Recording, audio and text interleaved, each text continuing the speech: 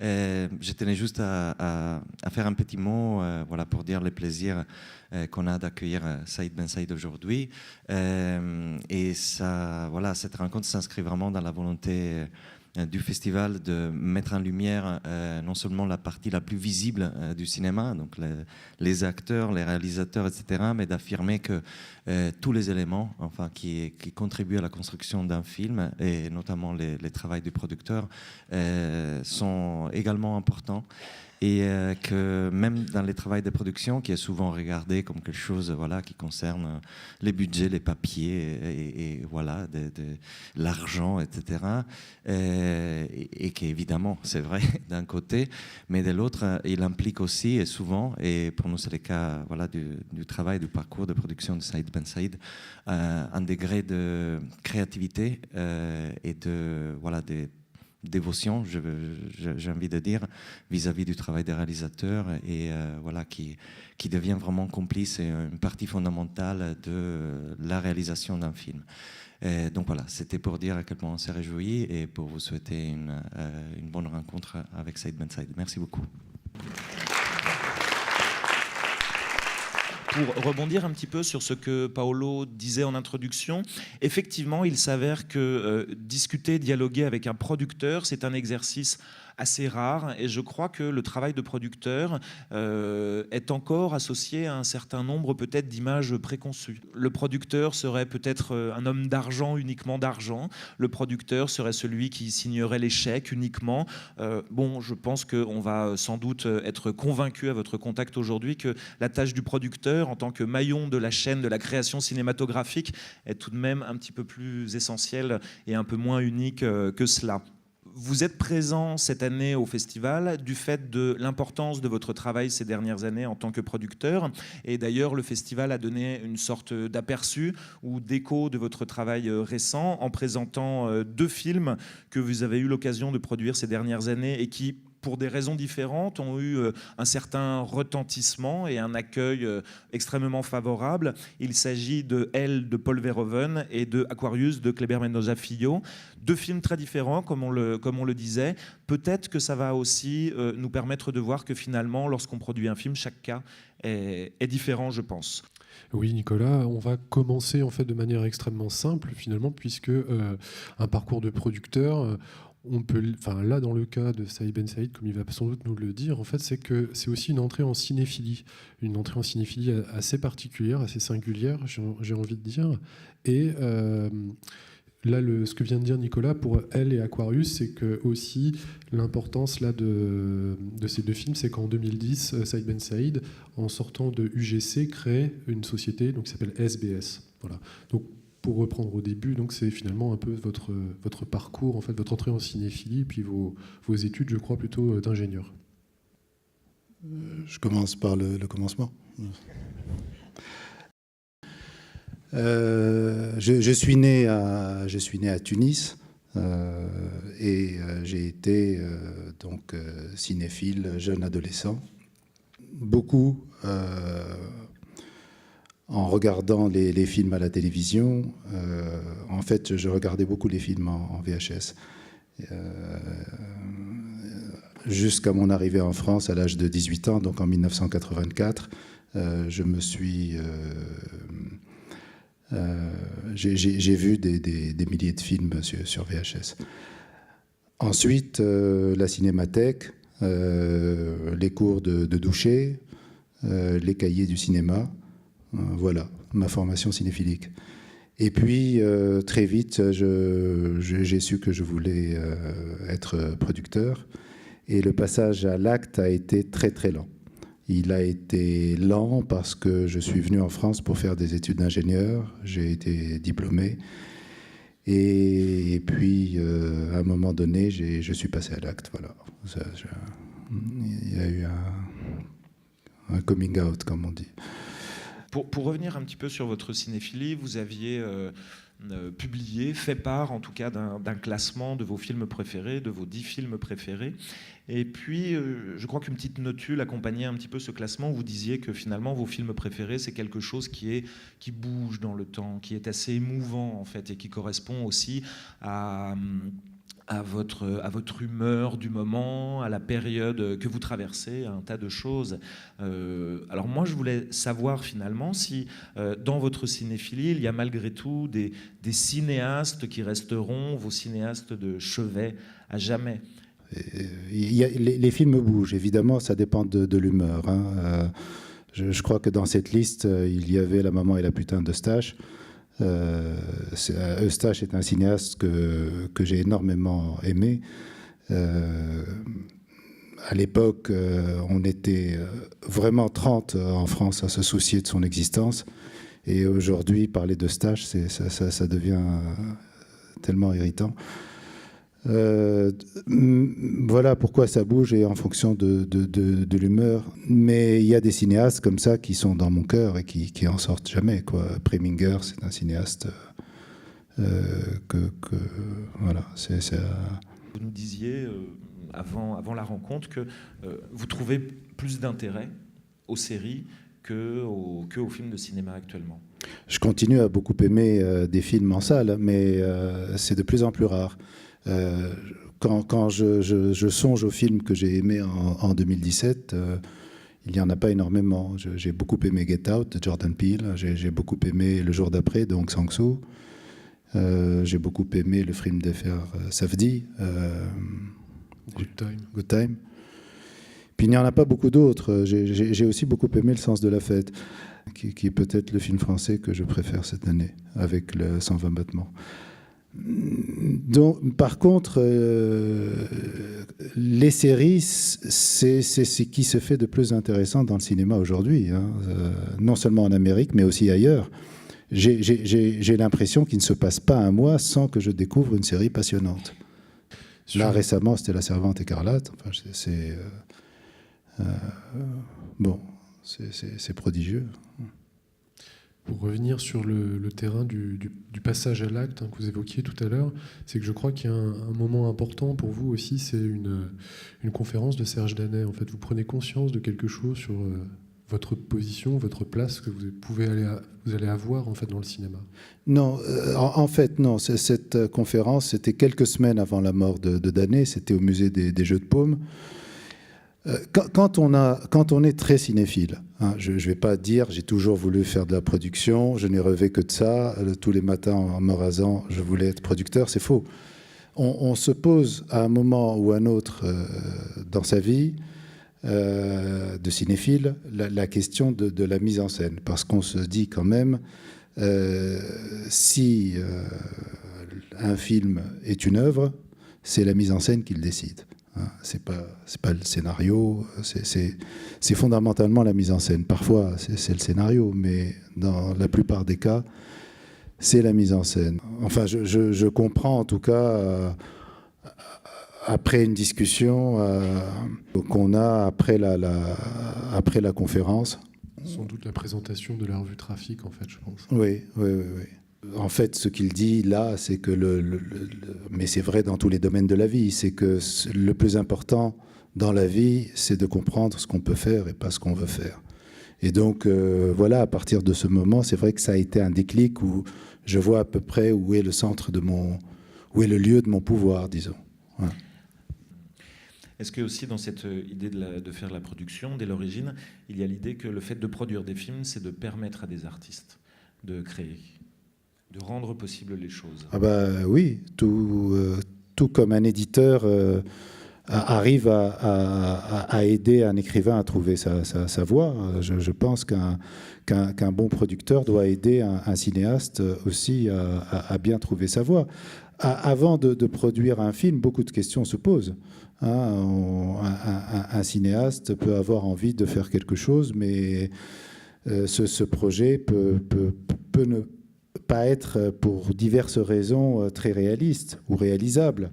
Et il y a des conversations qu'on a de façon très liminaire sur un projet qui permettent un peu de cadrer un petit peu le désir du cinéaste avec qui on a envie de travailler, ou pas. Vous êtes conducteur de chantier, en fait, je crois, après vos études d'ingénieur. Il y a une rencontre qui va s'opérer et vous rentrez en fait à M6. Oui, j'ai été conducteur de travaux. Hein, je suis ingénieur des travaux publics de formation et j'étais conducteur de travaux. Et un jour, j'ai rencontré Thomas Valentin et cette rencontre a été très importante dans ma vie puisqu'elle m'a permis de passer du bâtiment à l'audiovisuel où je ne connaissais absolument personne. Et cette rencontre fortuite m'a permis d'opérer ce tournant. Et quand j'ai vu Thomas Valentin, qui est toujours d'ailleurs l'un des dirigeants de M6, je lui ai dit que voilà, ce que j'aimerais faire finalement, c'est un peu la continuité de ce que je fais actuellement. Qu'est-ce qu'on fait sur un film sinon de conduire un chantier? Bon, c'est ce que je faisais.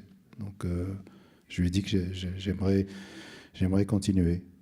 Bon, je suis rentré à M6, je ne suis pas resté longtemps, je suis resté quelques mois et je me suis occupé des achats de films. Mais à l'époque, M6 c'était une toute petite chaîne de télévision.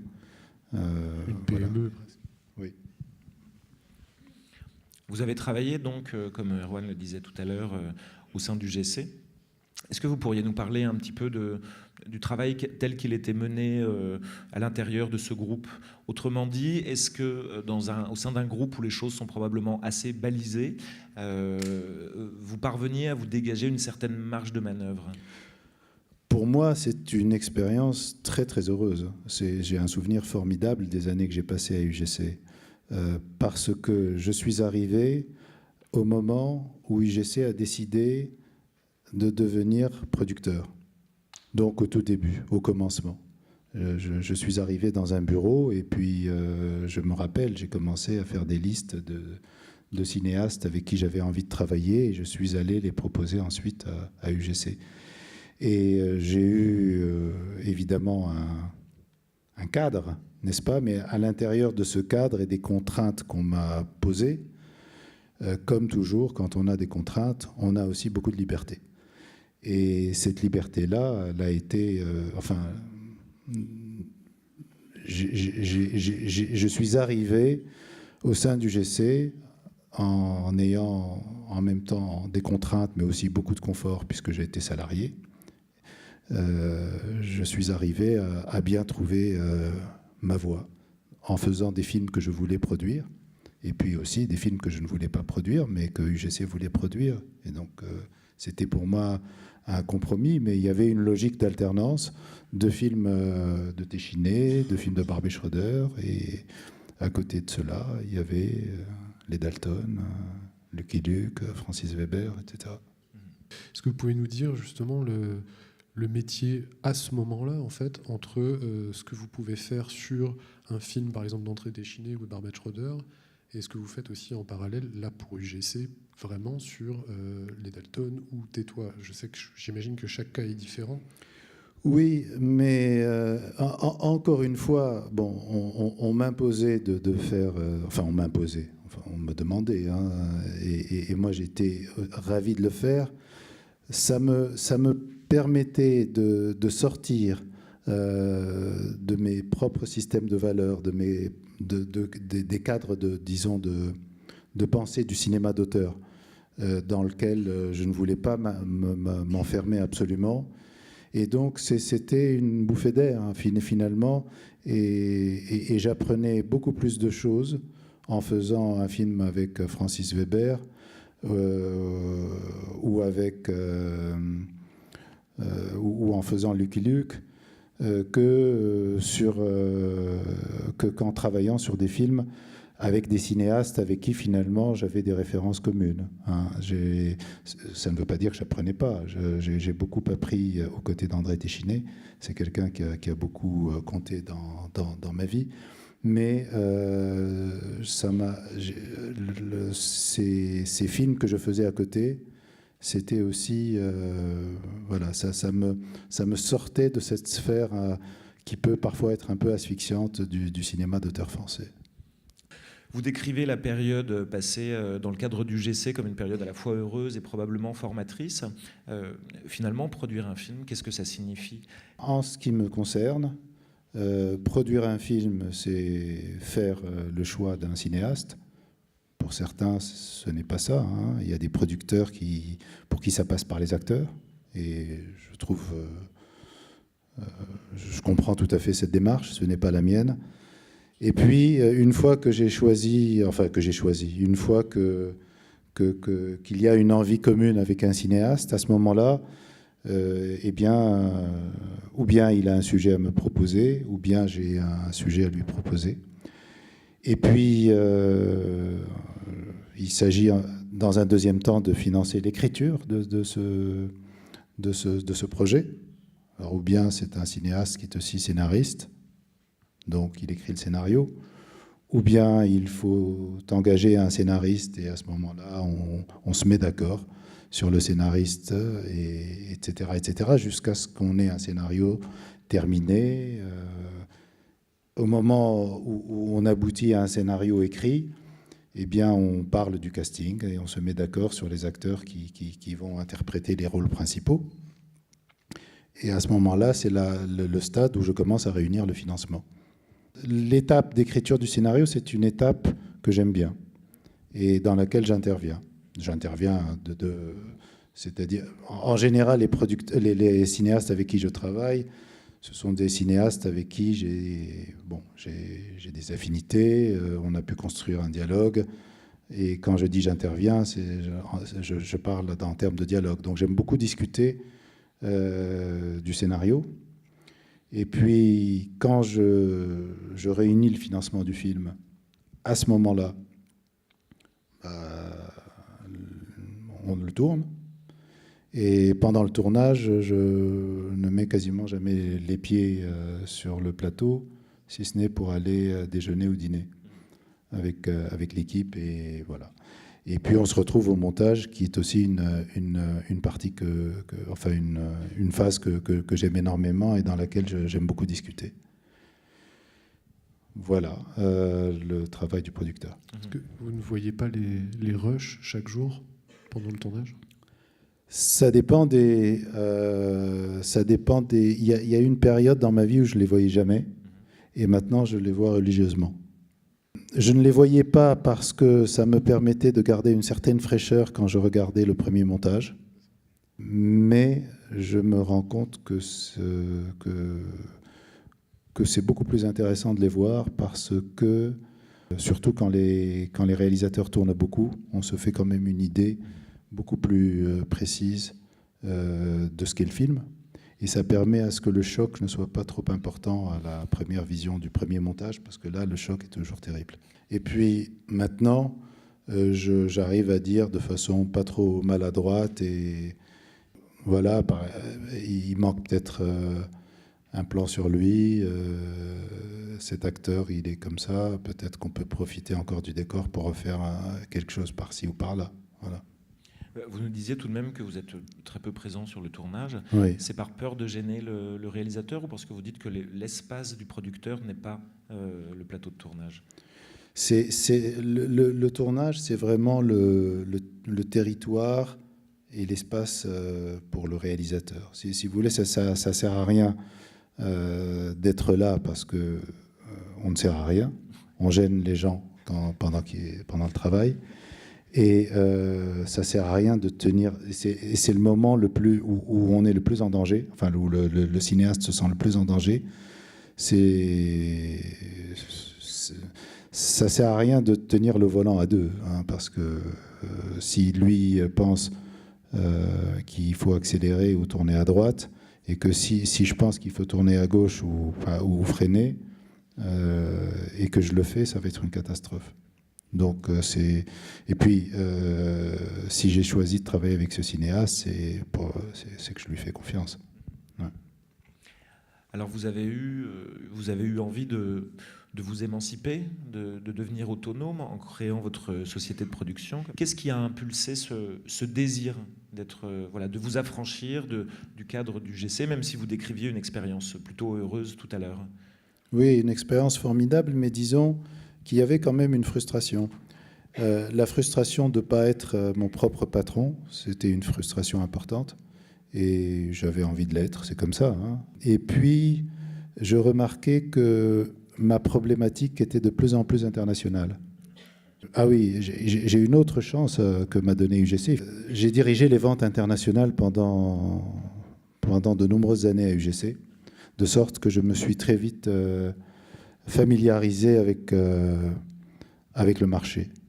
Et quand je dis le marché, c'est-à-dire avec les distributeurs internationaux, les types de distributeurs internationaux, qui achetaient quoi en Italie, en Allemagne, en Espagne, etc. Quels sont les films qui marchaient ici et pas là. Et donc, j'avais une certaine expertise et j'étais frustré de ne pas la mettre en pratique dans mon métier de tous les jours, de base, qui est celui de producteur. Et je me suis très vite, quand je me suis autonomisé, eh bien, je me suis assez vite considéré comme un producteur français, évidemment, mais dont la géographie serait celle du cinéma indépendant international. Et à ce moment-là, oui, il y a eu une autre chose importante pour moi, indépendamment du GC, c'est que forcément, quand on est un jeune producteur, qu'on débute, qu'on connaît personne, qu'on n'a pas de famille dans le cinéma, pas d'amis, enfin bon, on essaye de se construire des filiations. Et il y a un producteur dont l'exemple m'a beaucoup aidé. C'est un producteur anglais qui s'appelle Jeremy Thomas, dont je voyais les films se vendre sur le marché international. Et je le voyais créer des liens entre l'Angleterre, l'Allemagne, la France, enfin l'Europe de façon générale et l'Amérique. Et il a ouvert des pistes, Jeremy Thomas. Il a ouvert des voies. Et vraiment, dans son sillon, j'ai créé ma propre voie. Il était producteur de Nicolas Roeg, de Bertolucci, de Nagisa Oshima, de Cronenberg. Bon, c'est quelqu'un que j'ai presque jamais rencontré dans ma vie, hein, mais il a été vraiment, ça a été un exemple. Et puis il y a des cinéastes aussi qui ont été dont le travail qui était un peu producteur, un peu psychologiquement. Enfin, je pense à Barbet Schroeder, à Wim Wenders aussi. Hein. Wenders, c'est quelqu'un qui a aussi fait beaucoup de choses. Paris, Texas, enfin bon.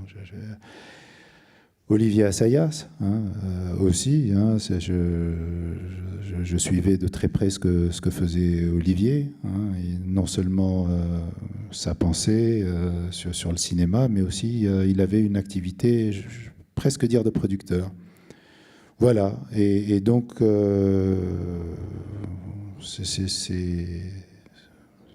c'est comme ça que j'ai commencé à... Parler d'être vendeur international et les marchés, du coup, Cannes, Berlin, Toronto, Los Angeles aussi, la FM. Oui, oui, oui. Donc ça veut dire chaque année aussi un calendrier. Oui, il y a ces 4 marchés. C'est là où c'est les 4 marchés les plus importants de l'année. 2 sont très importants, Cannes pour les préventes, Toronto pour les films terminés. Voilà. C'est les 2 marchés les plus importants. La FM est en plus un marché de films américains. Bon, si vous avez un film français, il vaut mieux attendre Berlin.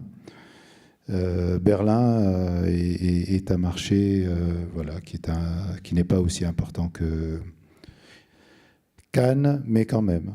Hein. Si vous avez un film que vous espérez montrer à Cannes, c'est bien de montrer un petit promo reel à Berlin. Vous nous disiez que vous avez rapidement eu le désir et vous avez fait le constat que vous étiez donc plutôt un producteur transnational. Vous dites dans un entretien qui a été publié pour les cahiers du cinéma, toutes les vertus de la coproduction internationale. Oui. L'idée étant de s'appuyer sur les particularités comme étant des forces de chaque pays. Oui. Alors, au moment où je deviens donc producteur indépendant, il se passe quelque chose de très important aux États-Unis. En fait, c'est une tendance qui se poursuit depuis des années. Et cette tendance, c'est quoi? C'est que les studios américains produisent des films de plus en plus chers, de plus en plus formatés, hein, et des films qui appliquent toujours la même formule. Comme ils sont de plus en plus chers et que les records de budget sont dépassés à chaque fois, il y en a de moins en moins.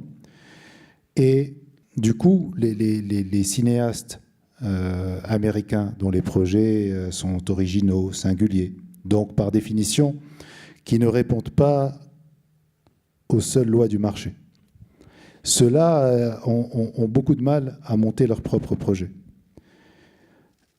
Et autre facteur, sur le marché international, la crise financière de 2008, elle impacte tous les distributeurs du monde entier de plein fouet.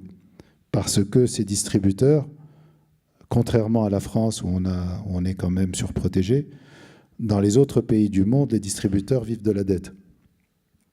Et dans certains pays, comme dans l'Espagne, depuis 2008, c'est zéro dette. Donc, beaucoup ferment boutique, donc les prix sur le marché s'écroulent.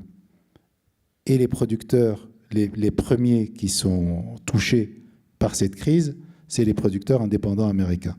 Donc, les cinéastes américains de talent, ceux avec qui, en tout cas, j'ai envie de travailler, ont du mal quand même à monter des projets qui se montaient soit avec les producteurs indépendants américains, soit avec les studios et parfois avec les deux. Et à ce moment-là, j'ai la chance de produire Carnage de Polanski, qui est le premier film que je produis sur ma structure. Et là, du coup, sur ce territoire du cinéma indépendant international, et en particulier à Los Angeles, je deviens visible. Et je suscite un tout petit intérêt auprès des agents qui commencent à m'accorder des rendez-vous et à me prendre au téléphone et à me proposer des projets. Et je peux leur en proposer de mon côté. Et c'est comme ça que je me dis que c'est une occasion de mettre à la disposition de tous ces cinéastes, américains ou pas d'ailleurs, mais qui sont à Hollywood et qui font des projets habituellement américains, tous les dispositifs de financement du cinéma européen. Je voyais Carax qui avait subi cet échec cuisant qui était Les Amants du Pont-Neuf, Paul X après. Ensuite, il fait Holly Motors.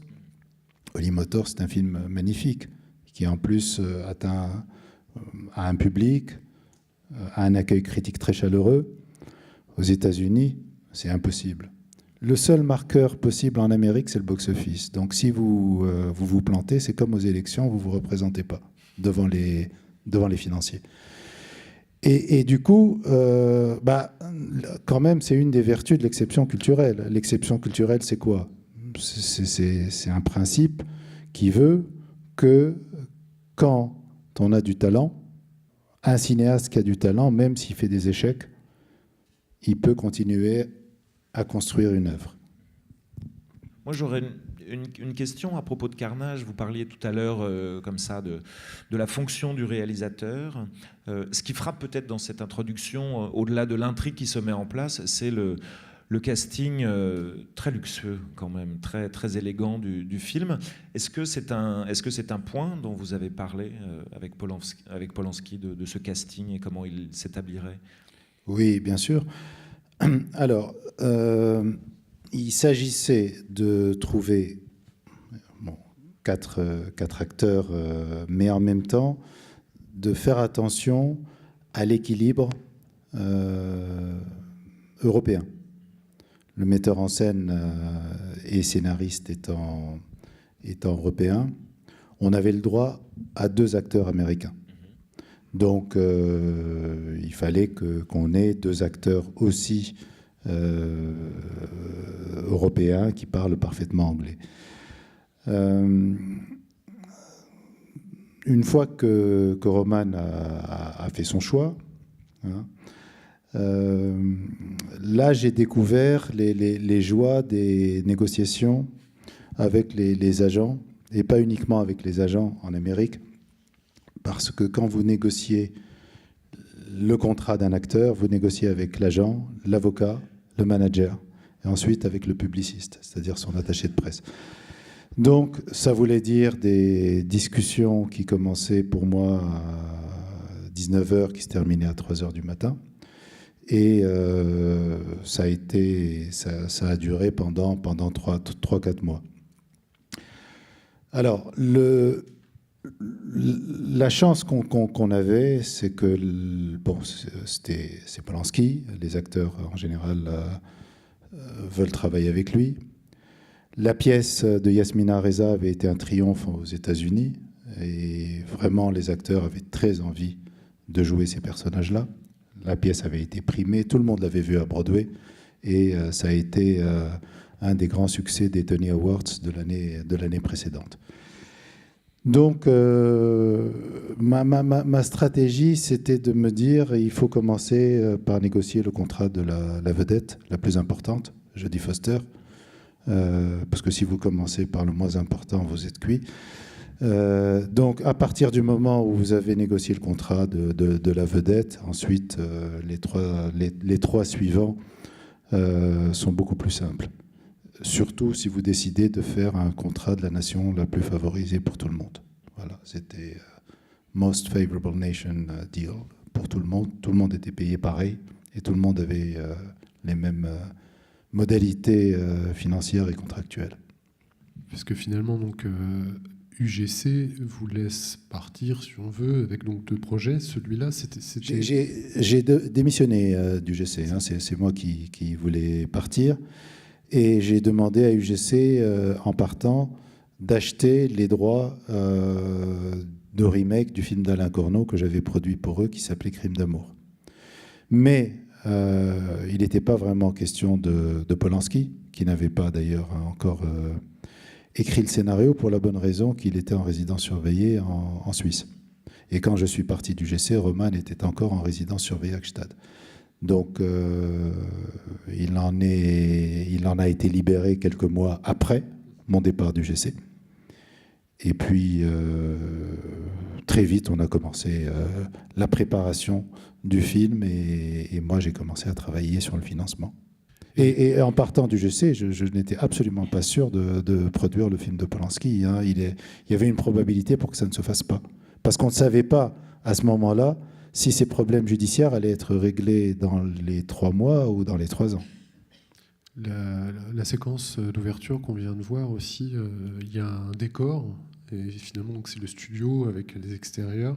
Comment ça s'est passé de votre point de vue, justement, de producteur, pour le film, en fait?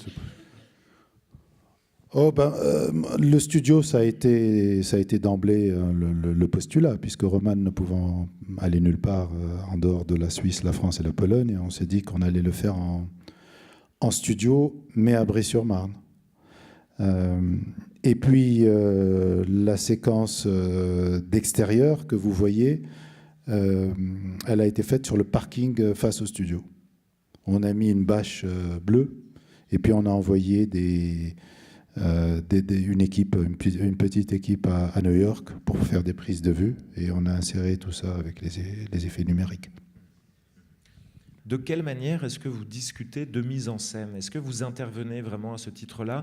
Je veux dire, y compris peut-être sur des phases plus précises, comme le découpage, par exemple, avec le cinéaste. Est-ce que vous avez une discussion qui est au-delà du récit? Là, c'est drôle, parce que j'ai dit, parce que Roman m'a dit, ce film-là, je vais le faire en 5 semaines. Son monteur m'a dit ne l'écoute pas, et il en a au moins pour 7. Donc on a prévu 7 dans le budget. Et puis j'ai dit à Roman, mais vous allez le faire en quoi? Ça va être 2 caméras comme ça. Il m'a dit pourquoi? On est à la télévision. Donc il m'a voilà. Donc ça a été ça la discussion sur la mise en scène, sur Carnage. Mais ça a été passionnant pour moi de le voir travailler et de faire répéter ses acteurs, pour qui les répétitions ont été très déstabilisantes, parce qu'il faisait répéter la pièce de Yasmina. Finalement, le scénario, c'est quasiment la pièce, hein, mais de A à Z. C'est-à-dire ils arrivaient à 10h et eux pensaient répéter une scène et puis la répéter comme on fait habituellement. Lui, non, il faisait tout répéter. Et à chaque fois, en fait, j'ai vite compris que c'était une manière pour lui de voir le film se dérouler, puisque lui, le découpage, il avait en tête. De voir le film se faire et de voir où étaient les temps morts et où il fallait changer d'axe pour lui, où était... quand est-ce qu'il fallait un plan avec un acteur et un plan avec 2 acteurs, quand est-ce qu'il fallait faire un gros plan, quand est-ce qu'il fallait faire un plan plus large, etc. La précision aussi enfin bon, je pense que c'est un film, malheureusement, là je suis allé quand même un peu sur le tournage, mais vraiment pour le plaisir de le voir travailler. C'était vraiment formidable. J'aimerais bien que vous nous racontiez votre rencontre avec Brian De Palma. Comment est-ce que tous les deux vous êtes amenés à vous rencontrer et à entrer dans une phase de travail, de création?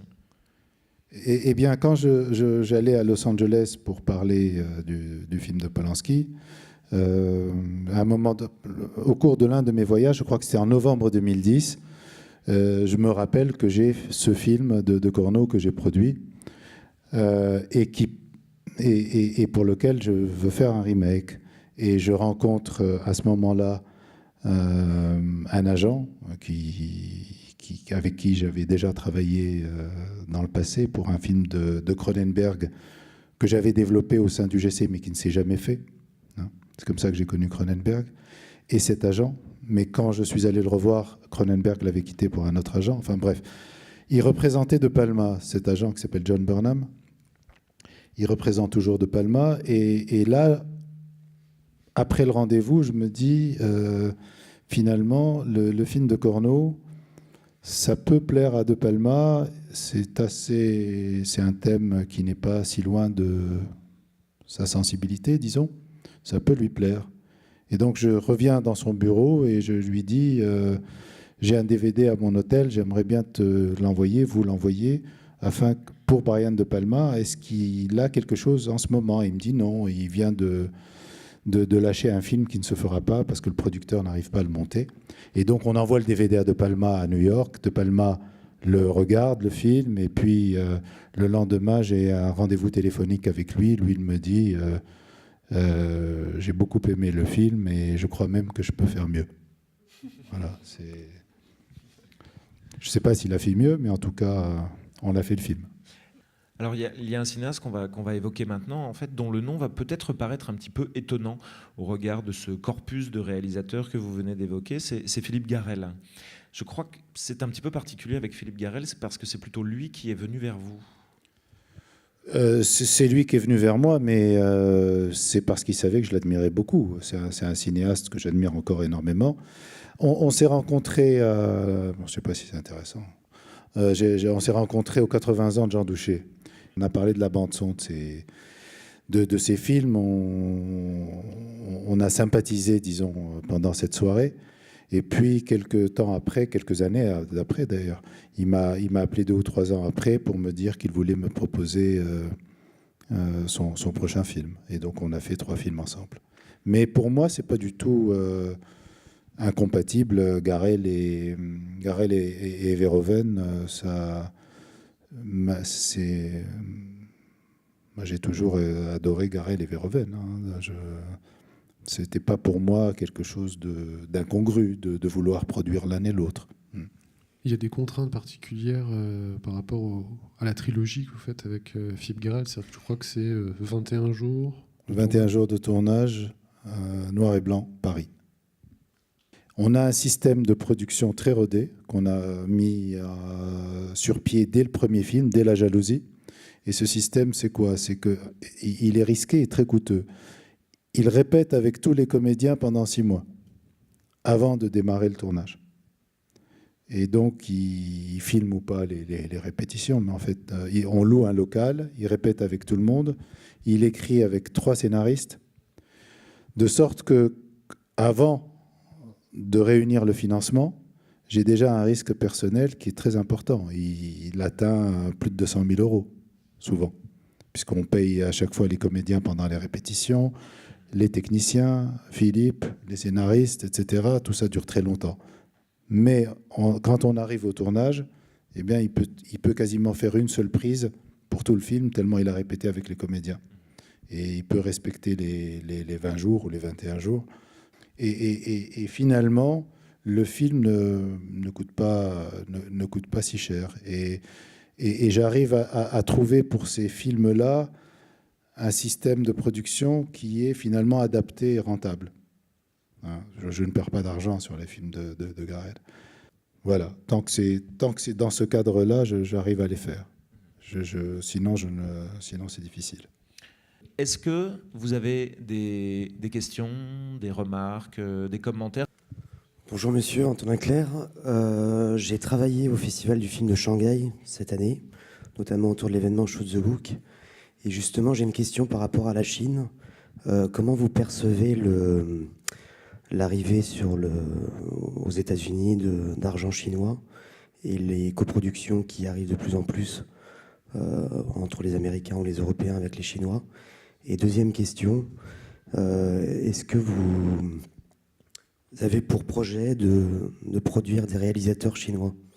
J'entends dire qu'il y a effectivement beaucoup d'argent chinois à Hollywood, mais j'entends aussi dire que les deals, les contrats ne se signent pas si facilement. Alors, je ne sais pas si c'est parce que... alors, il y a beaucoup d'annonces qui sont faites. Et en réalité, quand je pose la question aux avocats qui sont en charge de mener les négociations pour le compte des Américains, ils me disent les 2 ou 3 premières réunions se passent très bien, et ensuite les deals capotent, mais quasiment systématiquement. Alors il y a des sociétés à Los Angeles qui ont des actionnaires chinois, hein, et certains sont maintenant connus. Mais disons que bon, moi, je m'intéresse beaucoup plus aux cinéastes chinois qu'à l'argent chinois.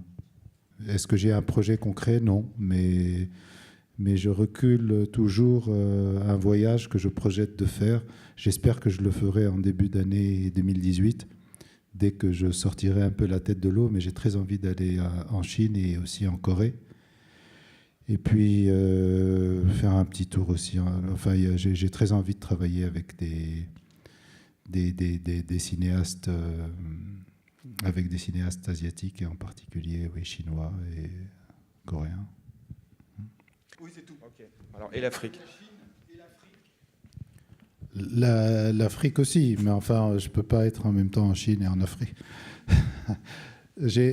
En janvier, je dois produire un film de Kleber Mendonça Filho, qui est un cinéaste brésilien avec qui j'ai travaillé sur Aquarius. Là, je travaille avec un cinéaste israélien qui s'appelle Nadav Lapid. Donc, je vais devoir un petit peu naviguer entre Recife au nord du Brésil et Tel Aviv pour la deuxième partie de la production et la post-production. L'Afrique, je ne sais pas. J'avoue ne pas si bien connaître que ça le cinéma africain. Mais j'aime beaucoup l'Afrique, personnellement. Je suis moi-même africain. Je voudrais savoir quelles sont les principales sources de financement, quels sont vos financeurs essentiels? Les principales... alors, en France, il y a ce qu'on appelle les financements encadrés. C'est quoi ces financements encadrés? Ce sont les financements auxquels les films ont accès à partir du moment où ils obtiennent l'agrément de production délivré par le CNC. À partir du moment où on a l'agrément de production délivré par le CNC, on est en droit de demander de l'argent à Canal+, aux chaînes de télévision en clair. On est en droit d'investir ou de générer du fonds de soutien, et donc d'avoir du fonds de soutien investi par des distributeurs ou d'autres coproducteurs. Donc, principalement, l'argent provient de 3 sources: les télévisions, les distributeurs et les investisseurs privés. C'était juste pour demander, en fait, est-ce que vous pouvez parler du prochain Verhoeven que vous avez produit, et puis des acteurs, enfin, du sujet un peu polémique, et puis des acteurs dedans? Il s'agit d'une adaptation d'un livre qui a été écrit par une historienne américaine qui s'appelle Judith Brown, qui s'appelle j'ai oublié le titre du livre, mais le film s'appellera Sainte Vierge, Blessed Virgin. Ça sera très certainement un film en langue française, où il est question beaucoup de religion, de sexe et de violence. Ça se passe en 1450, pendant l'épidémie de peste qui a ravagé l'Europe, et en particulier la Toscane, où va se dérouler l'action du film. Et le film devant se faire en français, Virginie Efira fera le rôle principal. Vous avez produit 3 films de Philippe Garrel. Vous allez en produire, enfin, vous en produisez un deuxième pour Verhoeven et un deuxième pour Clément Mendoza Filho. Est-ce que dans votre relation avec ces cinéastes, vous avez l'envie de construire, on pourrait dire, une œuvre avec eux, enfin, suivre un chemin avec eux? Est-ce que dans ce désir de retravailler avec eux, peut-être, et dans le leur de retravailler avec vous, il y a cette idée-là? Oui, bien sûr. Quand ça se passe bien, on a très envie de recommencer. La raison pour laquelle je n'ai pas recommencé pour Polanski, c'est que le film qu'il faisait avec moi était vraiment une exception, puisqu'il possède lui-même sa propre société de production. Concernant De Palma, on a eu deux projets, mais qui ne se sont pas faits, pour des raisons liées au scénario. Mais ça s'est aussi très bien passé avec De Palma. Avec Garrel, je n'ai pas de projet à court terme avec lui. Il va faire un film, cette fois-ci, en plus de 21 jours et en couleur. Donc, ça ne rentre pas dans notre petit accord de noir et blanc Paris 21 jours. Donc, du coup, c'est un autre producteur qui va le produire. Et puis après, de toute manière, s'il veut retourner au noir et blanc à Paris aux 21 jours, j'en ferai un avec lui. Et puis, Verhoeven, oui, je suis ravi. Ça a été la meilleure expérience pour moi, évidemment, pour diverses raisons. Donc, on va refaire un film. Kléber, on en refait un, et puis on en a signé un troisième, qui d'ailleurs un projet que je lui ai proposé. Oui, j'ai toujours envie de renouveler l'expérience, oui, bien sûr. Surtout que la deuxième fois, c'est toujours plus facile, puisqu'on se connaît, on connaît les bons et les mauvais côtés, on sait là où il faut parler. Enfin bon, on n'a plus besoin de terminer les phrases, on se comprend. Peut-être allons-nous conclure. Je pense être en fait, moi j'ai une petite question. C'est au sujet du casting et donc du choix des comédiens. Donc on parle souvent que les producteurs doivent choisir des comédiens bankable pour faire les films indépendants pour que ça marche. Et ma question, c'est est-ce que vous essayez d'ouvrir un petit peu les castings, parce que des fois on voit souvent les mêmes actrices, Isabelle Huppert, là vous disiez Virginie Efira, enfin on voit souvent les mêmes têtes. Et alors pour savoir si vous pensiez parfois à ouvrir, à aller au-delà, à chercher des gens inconnus ou des choses comme ça. Ça dépend des projets en vérité. Ça dépend des projets. Sur les films de Garrel, je lui dis toujours, Philippe, il me faut un acteur ou une actrice qui ait un peu de notoriété, et le reste, tu peux faire venir tous tes acteurs ou actrices du conservatoire, ça m'est égal. Et après, plus le film est cher, plus les acteurs doivent avoir quand même de la notoriété. Je n'aurais pas pu monter le film de Palma ou le film de Polanski sur des acteurs inconnus. Ce n'est pas possible. Ce n'est pas possible, en tout cas, à cause de ma manière de réunir, de produire les films, qui consiste non seulement à réunir les financements en France, mais aller aussi sur les marchés chercher les financements et parler aux distributeurs. Le distributeur coréen ou le distributeur scandinave, quand il achète un film que vous voulez lui vendre sur scénario, il y a toutes les chances qu'il n'a pas lu le scénario et qu'il ne le lira pas. Il demande le casting, le budget, le prix demandé, et il va se décider sur un synopsis, sur un nom de metteur en scène et sur des noms d'acteurs. Donc, bon, il y a des distributeurs qui sont beaucoup plus passionnés, qui sont beaucoup plus... qui vont lire le scénario, qui vont vous poser des questions, etc. Mais en général, la plupart des distributeurs, à tort ou à raison, est persuadé qu'ils achètent mieux s'ils ne lisent pas. Cette fois-ci, j'ai l'impression qu'il n'y a plus de remarques ou de questions. Je vois plus de mains se lever. Donc je pense que nous allons pouvoir s'arrêter là, en vous remerciant beaucoup pour votre présence et en remerciant beaucoup Saïd Bensaïd de nous avoir parlé pendant un temps assez long. Merci à vous et bonne suite de festival.